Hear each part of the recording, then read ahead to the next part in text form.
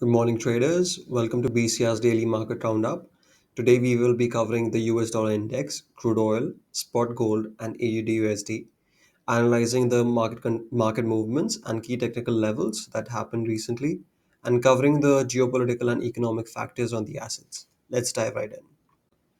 First up, we have US dollar index. The US reported a 0.4% PC in core PCE and 0.3% increase in headline PCE for February, aligning with expectations but failing to surprise traders.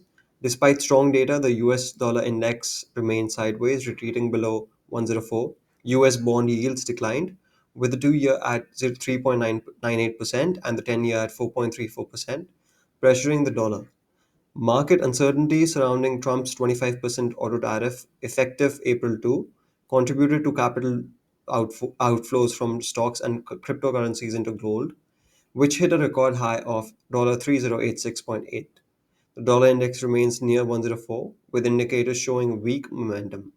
The bearish trend is reinforced by a death cross between the 20-day and 200-day moving averages, signaling further downside towards 103.2 or 102.53. Resistance is seen at 104.5, 104.95, and 105.43. Now coming to crude oil. Crude oil prices rose for the third consecutive week as US sanctions on Venezuela and Iran tightened supply. Crude rebounded near $70.05, supported by a 3.341 million barrel decline in US inventories. However, concerns over US tariffs impacting demand kept sentiment cautious. The 14-day RSI indicates bullish momentum, with WTI holding above $68.95. Resistance lies at $70.68 and $72.29, 200-day moving average, while support is at $68 and $67.4. Gold prices surged to an all-time high of $3086.8, driven by safe haven demand and amid trade uncertainty. Market expectations of two Fed rate cuts in 2025 also supported gains.